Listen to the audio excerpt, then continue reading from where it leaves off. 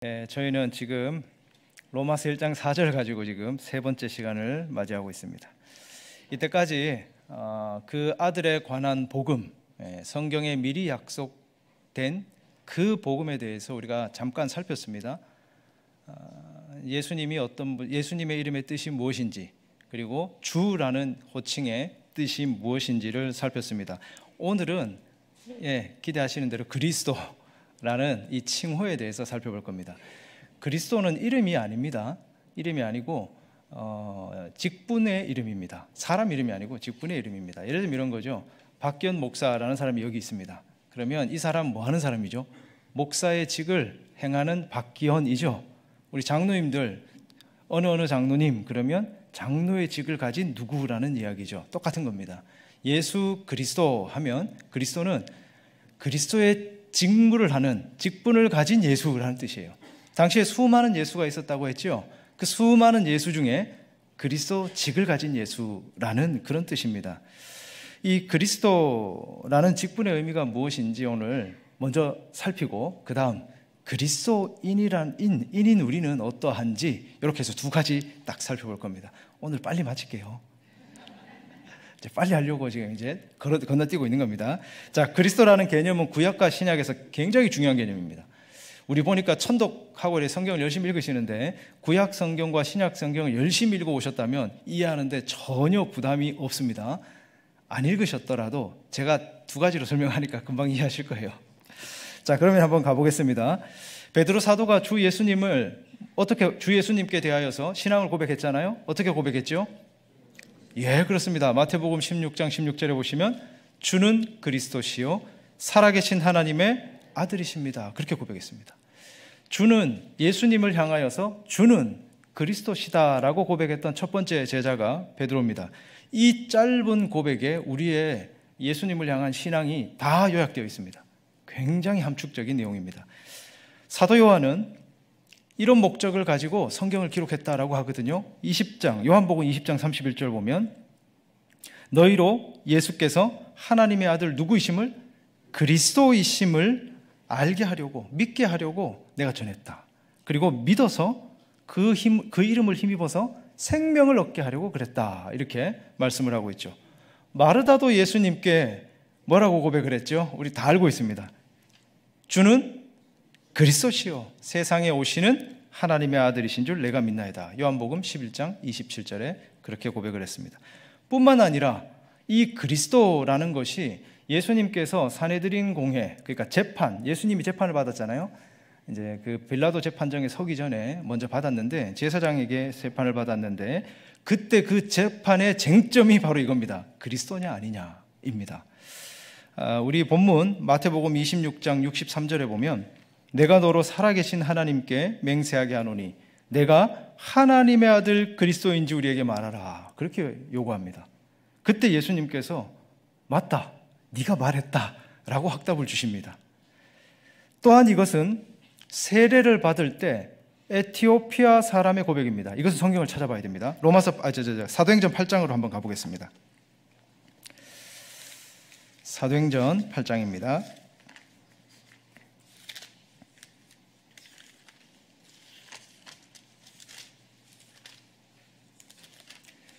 제가 가진 성경 신약 201페이지 사도행전 8장 34절을 한번 보십시오.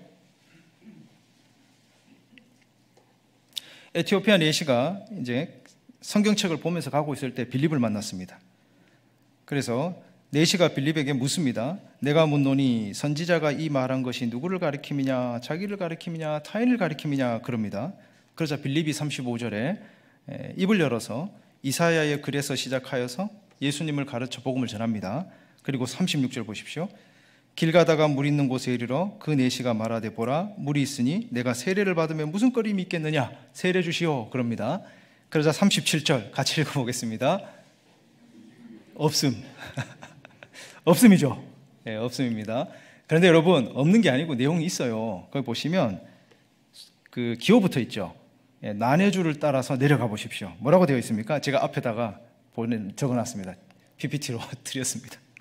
자, 같이 한번 읽어보겠습니다. 빌립이 이르되 내가 마음을 온전히 하여 믿으면 가하니라. 대답하여 이르되 내가 예수 그리스도께서 하나님의 아들인 줄 믿노라. 그리고 나서 세례를 받았습니다. 자, 이런 차이는 아주 간단합니다. 지금 제가 이제 난해주로 읽은 이 내용은 종교개혁자들이 받아들였던 사본을 번역한 것이고, 지금 우리가 번역한 것은 종교개혁자들이 이제 받아들였던 사본이 아니고, 이제 그 사본 비평학이 발전하면서 서구 독일 사람들을 중심으로 해서 만든 사본을 이제 메인 사본으로 해서 한 거예요. 그래서 다른 사본에는 이렇게 있다, 이렇게 표시를 한 겁니다. 그런 겁니다. 자세히 알고 싶으면 나중에 저한테 오시면 제가 자세히 알려드리겠습니다. 자, 그러니까 핵심은 뭐냐면, 세례를 받을 때도, 이 에티오피아 내시가 세례를 받을 때도 예수님을 뭐라고 고백한 겁니까? 하나님의 아들 그리스도다, 그렇게 고백을 한 겁니다. 또한 이것은 사도 바울이 설교한 복음의 내용이죠. 복음의 핵심입니다. 바울이 회심한 이후에 곧바로 해당해서 뭘 전했습니까? 예수는 그리스도다, 그것을 전했죠. 그리스도께서 하나님의 아들이다, 그렇게 설교를 했습니다. 따라서 우리는 이 고백이 정말로 예수님을 믿는 우리 신앙의 요약이라는 사실을 알 수 있습니다. 그렇다면 그분이 그리스도시다라는 것을 고백하는 것은 어떤 의미가 있을까요? 이 고백이 이 사람 나사렛 예수가 오랫동안 기다려왔던 그 메시아라는 것을 고백하는 내용입니다. 고백하는 겁니다. 그 고백은 예수님께서 하나님의 모든 약속의 성취로 오셨다라는 고백입니다. 주는 그리스도시오라는 게 그런 의미란 말이에요. 예수님은 약속된 후손, 약속된 씨, 여자의 씨, 다양하게 말할 수 있겠는데요. 씨로서 하나님의 백성, 그 백성들의 왕이시고 구주이십니다 라는 고백이 거기에 함축되어 있습니다. 이 고백은 가장 먼저 구약의 예언들로부터 뿌리를 내리고 있는 내용입니다. 이 신앙 고백으로 우리는 주 예수, 우리 주님께서 모든 선지자들이 말한 바로 그분이십니다. 주님께서 우리에게 약속되신 구주이시고 우리의 영원한 왕이 되시고 대제사장이시며 큰 선지자이십니다 라고 고백하는 겁니다. 여기서 우리가 주목해야 할 것은 예수께서 그리스도시다라는 이 고백은 반드시 하나님의 아들이라는 것과 결부되어 있습니다. 긴밀하게 연결되어 있습니다. 하나님의 아들이라는 이 신앙 고백과 이 예수님이 그리스도시다라는 이 신앙 고백은 사실은 하나입니다. 같이 갑니다. 따로 있지 않습니다. 우리가 예수님께서 하나님의 아들이시라는 것을 고백하지 않고 그분을 그리스도라고 고백할 수 없습니다. 이것은 이미 구약 성경에 너무나 명확하거든요. 대제사장 가야바가 예수님께 물었죠. 내가 너로 살아계신 뭐라고 했죠? 하나님의 아들 그리스도냐? 우리에게 말하라 그랬습니다. 자, 지금 그리스도를 무엇과 연결했죠? 하나님의 아들로서 얘기했습니다. 이에 예수님이 대답합니다. 맞다, 네가 말했다, 이렇게 대답하십니다. 그러자 우리가 아까 전에 읽은 대로 옷을 찢으면서 대제사장이 모독하는 도다, 옛날 성경으로는 참남하도다 그랬죠. 참남하도다. 그러면서 66절에 보니까 사형에 해당한다, 사형 판결을 내립니다. 유대인 공회가 예수님의 이름 가지고 이제 트집 잡지 않았다는 사실을 여러분 기억하셔야 됩니다. 당시에 수많은 예수가 있었지만 그 누구도 예수라는 이름 때문에 고난당하지 않고 어려움을 당하지 않았습니다. 그런데 이들은 그리스도라는 이름에는 굉장히 과민 반응을 보였습니다. 여기서 우리는 대제사장이 두 가지, 곧 그리스도와 하나님의 아들을 하나로 여겼다라는 사실을 주목해야 됩니다. 내가 하나님의 아들 그리스도인지 우리에게 말하라. 이렇게 예수님을 믿지 않는 유대인들도 그리스도가 오시면 그분은 하나님의 아들이실 거다, 하나님이실 거다라는 사실을 잘 알고 있었다는 거예요. 도대체 그리스도가 의미하는 것이 무엇이길래 산헤드린은, 유대인 공회는 예수님이 그리스도다라는 그 사실에 분노했을까요? 히브리어 단어 메시아가 헬라어로 번역하면 그리스도죠. 이 단어의 의미는 기름 부음 받은 자입니다. 아마 다 들어보셨을 겁니다. 기름 부음 받은 자입니다. 구약에 보면 기름 부음 받아 세운 직분이 있습니다. 어떤 게 있죠? 왕. 제사장, 선지자입니다. 그죠? 왕, 제사장, 선지자. 근데 이들을 다 뭐라고 불렀는지 아세요? 네, 메시아라고 불렀습니다. 처음 들어보시는 거 아니죠? 메시아라고 불렀습니다. 지금 헬라어로 바꾸면 그리스도라고 부른 거예요. 제가 말씀드리겠습니다. 성경 읽다 보면 기름 부음 받은 왕 읽어보셨죠? 그것을 헬라어로 읽으면 마슈 아흐멜레크입니다. 자, 우리말로 바꾸면 메시아 왕, 그리스도 왕입니다. 기름 부음 받았잖아요. 그런 의미입니다. 그런데 이때 기름 부음 받음은 다른 의미가 아니에요. 그 직분을 감당할 수 있는 성령의 능력을 주신다는 의미에서 상징적인 겁니다. 그래서 사울이 왕으로 기름 부음 받았을 때 성령께서 사울에게 내려왔고 사울이 다른 마음을 얻었다, 그렇게 표현하죠. 사무엘상 10장 6절에 보면 다른 마음. 이제 우리 번역은 새 마음으로 번역을 했는데 어쨌든 다른 마음을 얻었다 그럽니다. 이 기름 부음은 중생과 아무런 연관이 없습니다. 이 기름 부음은 왕으로서의 사울의 사역을, 사울의 직분을 위해서 사울을 준비시키기 위한 기름 부음일 뿐이었습니다. 사울이 나중에 왕에서 폐위되었을 때 성령께서는 다시 누구에게로 임하십니까? 다음 왕 다윗에게 내려오십니다. 제사장들과 선지자들도 마찬가지입니다. 그들의 기름 부음 받음은 그들이 하나님께 임명되어서 그들의 특별한 사역을 실행하기 위해서 성령께서 그들을 준비시키신다는 그런 의미입니다. 그래서 구약에는 수많은 그리스도가 있습니다. 제사장 세워지면 그리스도죠. 왕이 세워지면 그리스도입니다. 선지자가 세워지면 그리스도입니다. 아까 제가 말씀드렸죠? 기름 부음 받은 선지자 그러면 그리스도 선지자입니다. 기름 부음 받아 세운 제사장 그러면 메시아 제사장입니다. 구약 성경에 이렇게 수많은 그리스도들이 있었어요. 그러나 그렇다면 왜 대제사장, 예수님을 잡아와서 재판하는 이 대제사장은 이 그리스도라는 칭호를 하나님의 신성과 연결시켰을까요? 구약에서 하나님을 메시아로 분명하게 부른 몇몇 구절들이 있습니다. 이스라엘에 많은 기름 부음 받은 자들이 있었지만 그들은 기름 부음을 받은 한 분, 그 그리스도, 하나님 자신이 그리스도가 되실 분임을 알고 그분을 고대했습니다. 그래서 이제 그 앞에 뭐가 붙냐면 정관사가 붙습니다. 그냥 그리스도가 아니고 그 그리스도를 기다렸습니다. 그 그리스도. 수많은 그리스도들이 보여주는, 장차 오셔서 그들의 사역으로 보여줬던 것들을 궁극적으로 완성하실 그분을 기다렸단 말이에요. 우리는 이런 말씀들을 잘 알고 있는데 시편 2편을 한번 펴보겠습니다. 시편 2편 한번 찾아보세요. 시편 2편입니다. 이제 거의 절반 왔습니다. 시편 2편 2절. 제가 가진 성경 구약 805쪽입니다. 시편 2편 2절. 찾으신 줄 알고 제가 봉독하겠습니다. 세상의 군왕들이 나서며 관원들이 서로 꾀하여 여호와와 그의 기름 부음 받은 자를 대적하며. 자, 이거 읽으면 어떻게 바꾸셔야 됩니까? 여호와와 그의 그리스도를 대적하며. 맞습니다. 이 원문은 메시아입니다. 70인경은 정확하게 크리스토로 번역을 했습니다. 그러니까 메시아를 대적하는 겁니다. 그러자 여호와께서 진노를 발하십니다. 분노를 발하시고 답하시죠. 6절 한번 보세요. 내가 나의 왕을 내 거룩한 산 시온에 세웠다 하시리로다. 7절 내가 여호와의 명령을 전하노라. 여호와께서 내게 이르시되 너는 누굽니까?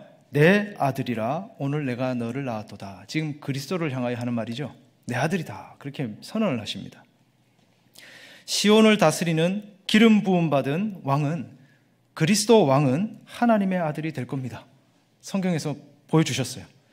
또한 우리는 다른 성경도 알고 있습니다. 이사야 9장도 한번 가보겠습니다. 6절입니다. 자, 앞에 화면을 한번 보시면 이는 한 아기가 우리에게 낳고 한 아들을 우리에게 주신 바 되었는데 그의 어깨에는 정사를 메었고, 이 정사는 이제 통치권을 얘기하는 겁니다. 통치하는 권세, 다스리는 권세입니다. 권세를 가지고 계시고 그의 이름은 기묘자라 그럽니다. 이 기묘자는 인간의 이성으로 파악할 수 없는 그 너머에 계신 그런 존재를 일컬을 때 쓰는 거예요. 우리는 기묘자로 번역을 했습니다. 모사라, 이건 지혜를 얘기합니다. 탁월한 지혜죠. 전능하신 하나님이라, 영존하시는 아버지라, 평강의 왕이라 할 것입니다. 사실 이 성경 읽으면 말이 됩니까? 아기가 태어났는데, 한 아들을 주셨는데 그 아들의 어깨에 통치권 권세가 있고, 그 아들이 나중에 보니까 영존하시는 아버지시네요. 그럼 하나님이시라는 얘기잖아요. 누가 봐도 명확한 얘기가 아닙니까? 그죠? 장차 오실 그 씨, 그 후손, 그 메시아는 전능하신 하나님이라 불릴 것이고 영원히 통치하실 것이다. 그것이 이사야 9장의 내용입니다. 또 나단 선지자가 다윗을 찾아와서 사무엘하 7장에 보면 다윗과 다윗 언약을 맺으십니다. 그때 하신 말씀 중에 한 구절인데요. 사무엘하 7장 13절을 한번 보시겠습니다. 사무엘하 7장 13절을 한번 보겠습니다.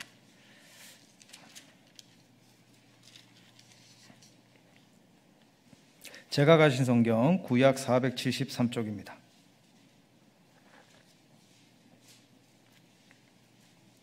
이게 이제 다윗과 맺으신 언약의 내용입니다. 다윗 언약이라 불리는 것인데요. 사무엘하 7장 13절. 자, 제가 13절 봉독합니다. 그는 내 이름을 위하여 집을 건축할 것이요 나는 그의 나라 왕위를 영원히 견고하게 하리라. 14절 같이 있습니다. 나는 그에게 아버지가 되고 그는 내게 아들이 되리니 그가 만일 죄를 범하면 내가 사람의 매와 인생 채찍으로 징계하려니와. 아멘. 자, 하나님이 말씀하시죠. 다윗의 너 후손이 왕위를 이을 건데 그는 내 아들이 될 거다. 나는 그의 아버지가 될 거다. 그럽니다. 그래서 이스라엘 백성들은 다윗의 후손들을 왕이지만 하나님의 아들처럼 생각을 했어요. 근데 실제로 그 아들이 오신 거죠. 네, 실제로 그 아들이 오신 겁니다. 바로 이때부터 다윗의 씨로부터 영원히 통치할 메시아 그리스도가 날 것이라는 기대가 이스라엘에서 자라나기 시작합니다. 그는 다윗의 그렇고 그런 아들이 아닙니다. 그 다윗의 아들이 될 겁니다. 흔해 빠진 기름 부음 받은 자가 아닙니다. 그 기름 부음 받은 자가 될 겁니다. 이사야가 다윗의 위에 앉아 영원히 통치하실 이 다윗의 아들이 전능하신 하나님이다 라고 선언했을 때 그리스도께서 하나님 그분 자신이 될 것이지만 동시에 다윗의 아들이 될 것이다 라는 사실을 성경을 통해 보여주신 겁니다. 그리스도께서 하나님이라고 불리는 또 다른 본문이 있습니다. 오늘 함께 읽었던 시편 45편입니다. 이제 거의 다 왔습니다. 시편 45편 한번 가볼게요. 시편 45편 6절과 7절입니다.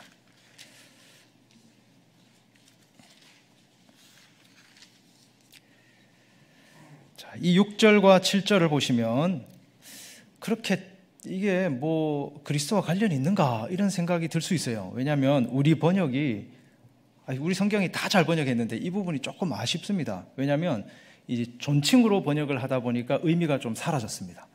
아마 이제 보시면 이해가 될 겁니다. 자, 6절과 7절을 제가 하나 드렸는데 색깔 칠한 걸로 한번 주십시오. 자, 잘 보십시오. 여기 보시면 하나님이여 주의 보좌는 되어 있죠. 영원하며 주의 나라의 규는 공평한 구이다. 이 빨간색은 같은 사람입니다. 같은 분을 지칭합니다. 그 다음에 노란색은 다른 사람입니다. 다른 분입니다. 자, 지금 한글 성경으로는 잘 드러나지 않아요. 원문 이제 히브리어 원어를 보면 명확하게 드러나는데 영어 성경은 거의 다 정확하게 번역했습니다. 밑에 제가 ESV를 가져왔는데 보시면 6월 돼 있죠. 6절에 그냥 당신의 보좌 그리고 나서 O God 돼 있습니다. 그러니까 하나님 당신의 보좌죠. 하나님 우리나라 말에 너의 존칭이 없네요. 어떻게 표현해야 되죠? 하나님 할 때 주의 보좌. 그래서 여기 우리는 주님이라고 번역을 한 겁니다. 당신의 보좌. 그리고 뒤로 가보시면 당신의 나라의 이 지팡이 홀은 정의의 의로운 지팡이입니다 하고 나서 또 유가 나오죠. 근데 우리 성경은 뭐라고 되어 있습니까? 우리 성경은 왕은이라고 바꿔 번역했습니다. 그죠? 유라고 나왔습니다. 너란 말이에요. 당신이란 말이에요. 지금 계속 당신이에요. 당신은 의를 사랑하시고 그리고 악을 미워하십니다. 그러므로 갑자기 또 하나님이 따로 등장합니다. 당신이 하나님이지 않았습니까? 그런데 당신의 하나님이 당신에게 기름을 부어 당신의 동료보다 더 뛰어나게 하셨다. 이렇게 말씀하는 겁니다. 자, 지금 계속 당신이라고 쓰면 안 됩니다. 제가 존칭이 없어서 이제 구분하기 위해서 이렇게 쓰는 겁니다. 지금 유가 하나님입니다 했는데 갑자기 가니까 유의 하나님이 유에게 기름을 부으셨다. 이렇게 표현하는 겁니다. 이스라엘 백성들이 특히 랍비와 유대인과 대제사장들이 이 내용을 몰랐을까요? 명확하게 알고 있습니다. 명확하게 알고 있습니다. 그러니까 지금 오실 메시아는 누구라고요? 하나님 그분이시라는 거죠.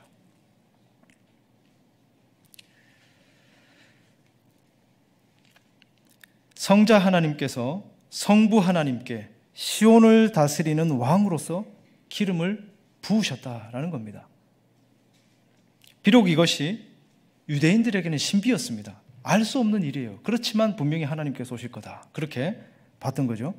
이 말씀들은 그 자체로도 다윗과 혹은 그의 아들들과 같은 보통 메시아, 보통 그리스도가 아니라 영원하시고 전능하신 하나님, 그분, 그 자신, 곧 하나님의 아들이신 메시아가 오실 것임을 분명하게 확신하도록 하는 말씀이었습니다. 이제 우리는 대제사장이 그리스도와 하나님의 아들을 하나로 연결해서 예수님께 이렇게 질문을 하는 것을 이해할 수 있습니다. 성경을 따라오실 그리스도께서는 영원한 왕, 하나님의 아들이 분명하거든요. 그 그리스도단 말이에요. 이는 유대인들이 그 그리스도라는 칭호를 듣고 부를 때 이해하는 내용입니다. 동시에 우리 역시 그리스도다 할 때 이해하고 들어야 되고 또 부를 때도 이해하고 불러야 되는 내용입니다. 그분은 아무에게서나 기름 부음 받은 것이 아니시죠.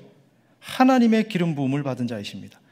그분은 독특하고 신적인 기름 부음을 받은 자이시고 하나님의 언약의 약속들을 성취하실 유일한 기름을 부음받은 자입니다. 그분은 제사장, 왕, 선지자로서 하나님의 모든 언약의 약속들을 성취하기 위해 오신 분이십니다. 우리 처음 조상 아담이 잃어버린 모든 것을 회복하기 위해 오신 분, 그분이 우리 주 예수 그리스도이십니다. 아담은 하나님과 맺은 언약을 파괴하고 반역함으로써 엄히하신 하나님께 큰 죄악을 저질렀습니다. 그래서 우리가 잘 아는 것처럼 아담의 모든 후손들, 일반적으로 출생하면 다 아담 안에 속해 있잖아요. 아담 안에 속한 모든 후손들이 다 엄중한 하나님의 진노와 저주 가운데 있는 그런 처지가 되었는데 바로 이것을 회복하러 오신 분, 그분이 우리 주님 예수 그리스도이십니다. 그러면 둘째 아담이신 예수님께서 첫째 아담 안에서 파괴된 만물을 어떻게 회복하실까요? 오늘 그리스도라는 이 직분의 관점에서 한번 생각을 해보십시오. 굉장히 심플합니다. 다른 게 아니에요. 기름 부음 받은 자, 그리스도라는 직분이 무엇을 의미했습니까? 선지자, 제사장, 왕으로서 구약에 보여주셨어요. 원래 사실 에덴 동산에서 이 직분은 나누어진 직분이 아니었습니다. 아담이 가지고 있던 직분입니다. 한번 생각을 해보십시오. 아담은 하나님을 알죠. 진리를 알고 선포할 수 있는 사람이에요. 그리고 하나님을 온전히 섬길 수 있는 사람이었습니다. 제사장이죠. 그리고 하나님의 명령을 위임받아서 말씀대로 세상을 다스리는 자였습니다. 왕이죠.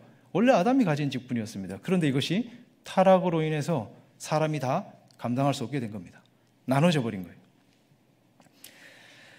그리스도께서 이 삼중 직분을 회복하셔서 이 삼중 직분을 통해서 구속 사역을 이루어 가십니다. 한번 잘 생각을 해보십시오.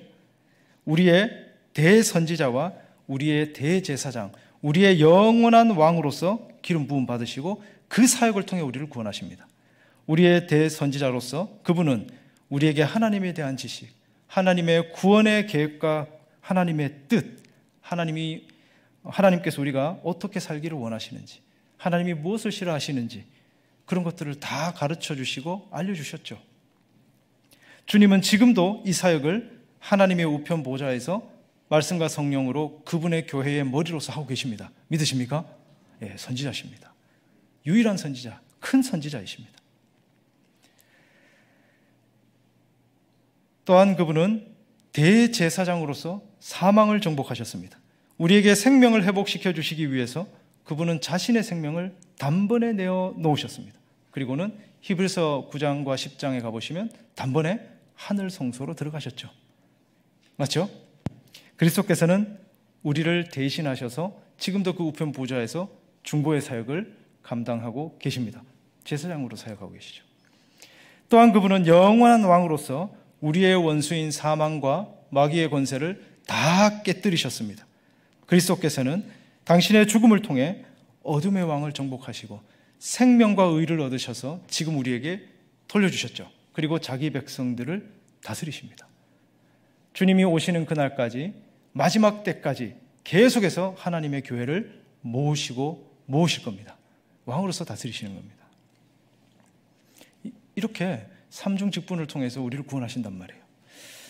자, 그러면 예수님께서 그리스도시라는 것이 이런 의미라고 한다면, 그분이 여호와 하나님이시고 또한 그분이 우리의 구원자시고 그분이 삼중 직분을 통해 우리를 구원하신다고 한다면, 그런 예수님을 구주라고 믿고 그리스도로 믿고 고백하는 우리들은 어떤가요?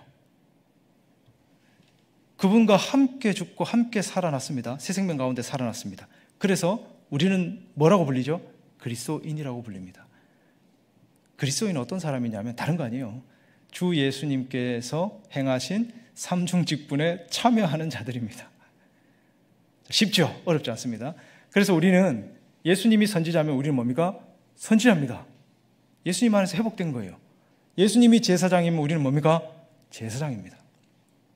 예수님이 왕이시면 우리는 왕입니다. 우리는 선지자로서 그분의 이름을 고백하고 그분의 복음을 전파하는 삶을 살아갑니다. 우리는 제사장으로서 나 자신을 감사의 산제물로 드리고 믿음의 분량대로 지혜롭게 행하며 이웃의 필요를 내가 넘치는 것으로 채워주는 그런 삶을 살아갑니다. 제사장적 삶이죠. 그리고 우리는 왕으로서 죄와 마귀와 대항하며 싸우며 그분의 뜻을 따라서 만물을 다스려 가야 합니다.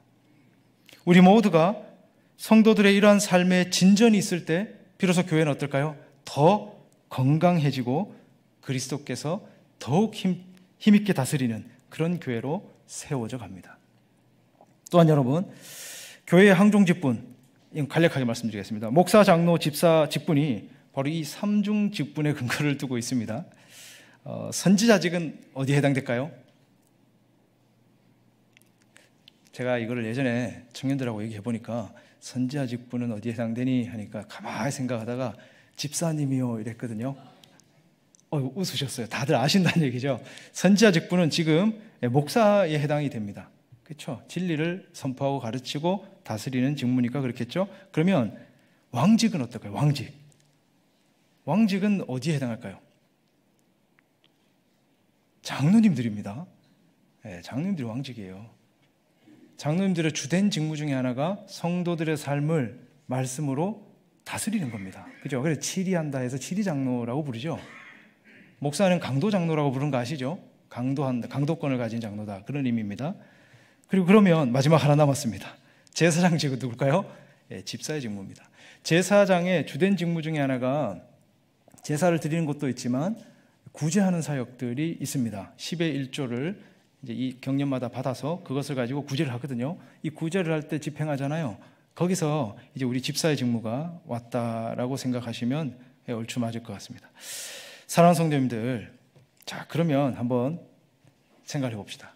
예수님께서 하늘로 승천하시면서 사로잡았던 자들을 다시 사로잡으시고 교회에 직분자들을 선물로 주십니다. 그 직분자들로서 지금 여기 항존 직분자들이 세워짐을 받았어요. 우리 교회도 이제 세움을 받았습니다. 이것은 달리 말하면 이렇게 이해할 수 있습니다. 우리 가운데 선지자적 삶이 풍성하다면 어떤 분이 멋지게 세워질까요? 네, 좋은 목사님이 세워집니다.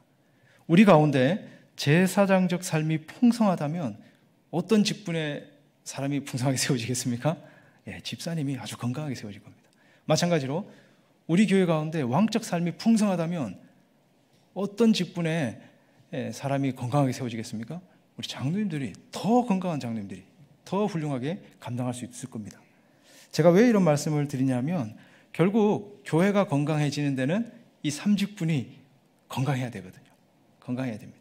그러니까 우리 장로님들을 위해서, 또 목사님들을 위해서, 그리고 집사님들을 위해서 끊임없이 기도해 주셔야 됩니다. 근데 거기에 멈추시면 안 돼요. 우리 자신들을 위해서 기도하셔야 돼요. 우리가 그 모판입니다. 그렇죠? 우리가 선지적 삶을 살지 않으면서, 우리가 제사장적 삶을 살지 않으면서, 우리가 왕적 삶을 살지 않으면서 하는 것은 말이 되지 않아요. 우리 가운데 이 삶이 풍성해야 한다라는 겁니다. 주 안에 사랑하는 우리 성도님들, 이제 말씀을 정리해 보겠습니다. 여러분이 나는 구주 예수 그리스도를 믿습니다라고 고백할 때 그 예수님은 성경에서 계시하신 그 그리스도입니까? 맞습니까? 하나님이시면서 동시에 사람이신 그분, 그 그리스도가 확실하시죠? 예. 확신이 없으세요? 확실하시죠? 예. 베드로가 주님께 고백했던 주는 그리스도시요 살아계신 하나님의 아들이십니다 라는 이 고백이 우리의 고백 맞지요? 예, 아멘. 그렇다면 여러분 안심하십시오. 여러분의 구원이 이미 시작되었습니다. 그리고 주님께서 완성하실 겁니다. 또한 여러분은 주 예수 그리스도의 삼중 직분에 참여하는 그리스도인임을 잊지 마십시오. 우리는 주 예수를 그리스도로 참되게 믿으며 그분과 연합한 사람들입니다. 참 감람나무에 접붙여진 자들입니다. 그분께 양질의 영양분을 공급받고 있습니다. 그분이 계시는 한 우리는 말라 죽을 일이 없어요. 그분은 우리의 대선지자이시며 유일한 대제사장이시고 영원한 왕이 되십니다. 그분께 붙어있는 한 반드시 열매 맺습니다. 그러나 만약 내가 믿고 있는 그 그리스도가 성경에서 말씀하시는 그 그리스도가 아니시라면 어떨까요? 난 어떻게 해야 되겠습니까? 혹시 여기 그런 분 안 계시겠지만 그런 분들이 계신다면 성령의 도우심을 간구하시기 바랍니다. 그밖에 없습니다. 성령의 도우심을 간구하십시오. 하나님 제게 그리스도를 알려주십시오. 주님을 알려주십시오. 가르쳐 주십시오. 그분을 향한 믿음 주시고 무엇보다 저의 죽은 영 살려주셔서 제 자신의 죄와 비참을 보는 눈을 열어 주옵소서. 그리하여 구원의 방주 되시는 예수 그리스도께로 피하게 하여 주옵소서라고 간구하십시오. 주님께서는 주님께 나오는 자들을 모두 다 받아주신다 그렇게 말씀하셨습니다. 약속하셨어요. 이 약속 붙드시고 주님을 굳게 붙잡으실 수 있기를 바랍니다. 우리의 몸과 영의 온전한 구원이 오직 우리 주 예수 그리스도 그분께 있음을 확신하시고 한 주간 더 힘내서 찬양하며 감사하며 살아가실 수 있기를 삼위 하나님 이름으로 축원드립니다. 아멘.